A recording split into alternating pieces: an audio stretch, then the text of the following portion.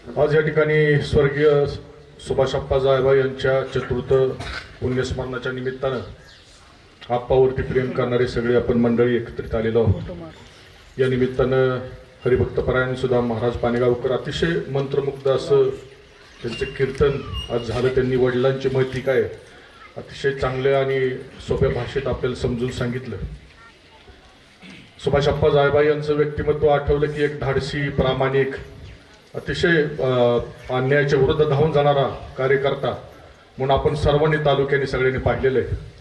आणि या एका व्यक्तीच्या जाण्याने फक्त जायभाई कुटुंबाचं नुकसान नाही तर आपल्या परिसराचं, आपल्या तालुक्याचं, आपल्या समाजाचं नुकसान झालं। निश्चितपणे मगाशी कुणीतरी संपत महाराजांनी सांगितलं की पुढाऱ्यांचे वाढदिवस होतात पण खऱ्या अर्थानं चांगल्या व्यक्तिमत्वाच्या पुण्यतिथी साजरे होतात। 4 वर्ष झाली आप्पा जाऊ, पण अजूनही आप्पाचा चेहरा आपल्या सगळ्यांच्या हृदयात आहे। आप्पांचं कर्तृत्व सगळं आपल्या याच्यामध्ये आहे, आपले संस्कार त्यांच्या आपल्या सगळ्यांमध्ये आहेत आणि त्या जोरावर आपण सगळेजण काम करत आहोत। आप्पा आणि माझे कुटुंबाचे अतिशय व्यक्तिगत संबंध होते। म्हणजे माझे वडील, आता माझे वडील पण नाहीत, पण ते माझे वडील असताना आप्पांना म्हणायचे की मी त्यावेळेस राजकारणात नवीन होतो आणि त्यांनी सांगितलं होतं की तुमच्या लहान भावासारखं आहे, त्याला सांभाळून घ्या, त्याला राजकारण पण नवीन आहे। आणि आप्पानं खरोखरच माझ्यावरती अतिशय लहान भावासारखं प्रेम केलं। माझ्या इतकं मला वाटतं राजकारणात त्यांच्याबरोबर पूर्ण वेळ कुणीच राहिलं नसेल आणि एखाद्या लहान भावाप्रमाणे म्हणजे आप्पांचा स्पष्ट वक्तेपणा एवढा होता की आप्पा कोणाला सोडत नसायचे। एखादा माणूस चुकला की मग तो किती मोठा असू द्या, बारीक असू द्या, ते कुठल्या पदावर असू द्या, काहीच विषय नाही। आणि फक्त माझ्या बाबतीत असं झालं की माझ्या बाबतीत माझ्यावर कधीही ती चिडली नाही, माझ्यावरती कधीही रागराग केला नाही किंवा आमचे खटके कधी उडले नाहीत किंवा आमच्यात मतभेद कधी झाले नाहीत। त्याच्यामुळे काय होते की आम्ही ते जिल्हा परिषदला होते, मी पंचायत समिती सदस्य असताना मी मागे बऱ्याच वेळा सांगितलं की अधिकारी असतील किंवा राजकीय नेते असतील, आप्पांबरोबर खटके उडले, कोणाचे मतभेद झालं तर मध्यस्थाची भूमिका मला पार पाडावी लागायची। आणि त्यामुळे माझ्यासारखे एका सर्वसामान्य कार्यकर्ते त्यावेळेस सन्मानाचं एक काम होतं ते की आप्पा म्हणजे तालुक्यातलं नावाजलेलं राजकारणी आणि अतिशय म्हणजे आता शिंदेसाहेब आता म्हणजे विधान परिषदेचे सभापती, त्यांच्या राजकीय कार्यात मी दरवेळेस सांगत असतो की फार मोठं योगदान सुभाषप्पांचं होतं। कारण शिंदे सर आणि मी पंचायत समितीला आम्ही दोघं एकत्रित निवडून आलो तेव्हा शिंदे साहेबच्या मिसेस होत्या, त्यांचे माझे रामराम व्यतिरिक्त कसलेही संबंध नव्हते। परंतु सुभाषप्पांनी आम्हाला सांगितलं की आपल्याला सभापती शिंदे साहेबांना करायचंय आणि त्यावेळेस त्यांच्या शब्दाखातीर आम्ही सगळं केलं। आणि त्यांच्यामध्ये सुद्धा मतभेद असताना हे माझ्यासारखा छोटा कार्यकर्ता आम्हाला कुठतरी, कारण त्यांची डायरेक्ट हिंमत नसायची कोणत्याही नेत्याची किंवा अधिकाऱ्याची आप्पाशीकडे जायची, त्यामुळे आम्ही ती मध्यस्थाची भूमिका पार पाडायचो। त्यामुळं आप्पामुळे आम्हाला सन्मान लाभला, राजकारणात चांगलं स्थान लाभलं। अशा मोठमोठ्या लोकांच्या, अधिकाऱ्यांच्या संगती त्यावेळेस मिळाल्या आणि ती बाळकडू चांगलं मिळाल्यामुळं कदाचित आम्ही आतापर्यंत राजकारणात जिवंत आहोत। त्यामुळे सुभाषप्पांचं योगदान फक्त म्हणजे मोठमोठे तालुक्यातले कार्यकर्ते असतील, नेते असतील, ते घडवण्यात निश्चितपणे मोठे योगदान आहे। आणि शेवटी संघर्षशील आयुष्य त्यांचं गेलं, संघर्ष केला, शेवटी सुद्धा करोनाशी त्यांना संघर्ष करावा लागला आणि करोनाशी संघर्ष करता करता त्यांना त्या ठिकाणी आपल्यातून ते निघून गेले।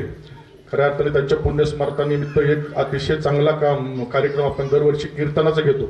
आध्यात्मिक क्षेत्रात सुद्धा त्यांचं फार मोठं कार्य, कारण आपले वैकुंठवासी सिद्धसंत सीताराम बाबांचे ते अतिशय कट्टर भक्त, म्हणजे या ठिकाणी आपले महाली महाराज आहेत, संपत महाराज आहेत, गीते महाराज, सगळे सिद्ध सीताराम बाबांचे या ठिकाणी भक्तगण आहेत।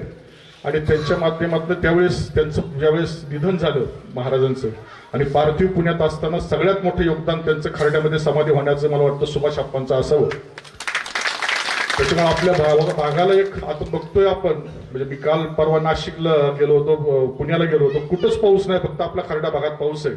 याचं कारण काय की आपण बघतोय की सीताराम बाबांची या ठिकाणी समाधी झाल्यापासून आपल्या भागाला कसलाच दुष्काळ नाही आणि याचं कारण आहे ही समाधी या ठिकाणी होण्यामध्ये सुभाषप्पांचं फार मोठं योगदान आहे। त्यामुळे अशा प्रकारे संत महातांचं काम या ठिकाणी झालं। आज त्यांच्या पुण्यतिथीच्या निमित्तानं जिल्हा परिषद शाळेला वृक्ष वाटप सुद्धा करण्यात आलं।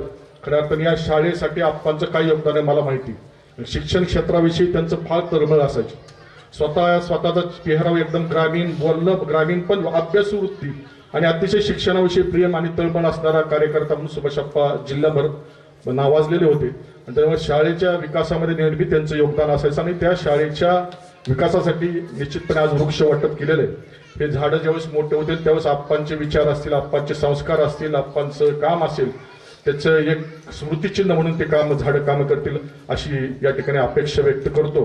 पुन्हा एकदा सुभाष अप्पांच्या या ठिकाणी एक फक्त म्हणजे बघा अशी त्यांचं म्हणजे राजकारणातल्या लोकांचं प्रामाणिकता किंवा चारित्र्यवान लोक किंवा निर्व्यसनी लोक आता राजकारणात फार कमी आहेत. सुभाष अप्पांचं एकच फक्त किस्सा मागच्या 2-3 वर्षात नाही सांगता आला की आम्ही राजस्थानला एकदा होतो. मागाशी लोखंडे साहेबांचा विषय निघाला. लोखंडे साहेब संचालक व्हायच्या वेळेस त्यांना सगळ्यांना संचालक आपलं सोसायटी ठराववाल्यानं सगळ्यांना नगर म्हणजे उचललं राजस्थानला नेलं. आता सुभाष अप्पा तर जातच नव्हते. चंद्रकलाताई आम्ही नगरमध्ये होतो. आमच्याकडे बॅगा नव्हत्या म्हणजे काहीच नव्हतं. त्यांचे लोक आले आणि ह्याला ते म्हणले आप्पा तुम्हाला यावंच लागेल. आप्पाने नाही म्हणलं की कुणाची हिंमतच नसायची चलाच म्हणायची. मग शेवटी त्यांनी जायचं ठरवलं आणि मग मला म्हणलं तुम्ही येत असताल तर मी येतो. ना आम्ही तर फुकट आमचं काही मतदान नव्हतं काय नव्हतं. मग राजस्थानला गेलो. राजस्थानला जवळ मुंडे साहेब गोपीनाथराव मुंडे साहेब त्यावेळेस तिथे प्रभारी होते. त्यांनी अशा एकदम 5 स्टार हॉटेलला आमची सोय केली. सगळ्या तालुक्यातून सगळे आमचे ग्रामीण भागातले सगळे कार्यकर्ते कोणी धोत्रावर कोणी आपले 3 गुंड्या शर्ट आप्पाचं राहणीमान तसं आणि सगळेजण असे जण आमच्याशिवाय सगळे फॉरेनर्स त्या म्हणजे बाहेरच्या देशातले पर्यटक होते त्या हॉटेलला. आणि त्याच्यामुळे ते आमच्या धोत्रावाल्यांनी बघितलं की त्या लेडीज विशेषतः फॉरेनर ते यायच्या फोटो काढायला हे करायचा. तर सगळ्यांबरोबर फोटो काढायचे फार धोत्रावाले. पण आप्पा काय एखादा वेळ जवळ येऊ द्यायला.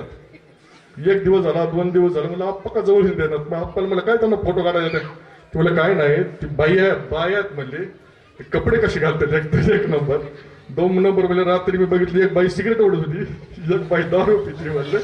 म्हणजे व्यसनाविषयी एवढा तिटकारा असणारा माणूस त्यांनी फोटो काढूनच दिला नाही शेवटी स्वतःबरोबर त्या परदेशातल्या. म्हणजे अशा प्रकारचं त्यांच्या व्यक्तिमत्वातनं बरीचशी गुण घेण्यासारखे ते आपल्या सगळ्यांनी घेतले तर निश्चितपणे त्यांना खऱ्या अर्थानं अभिवादन ठरेल.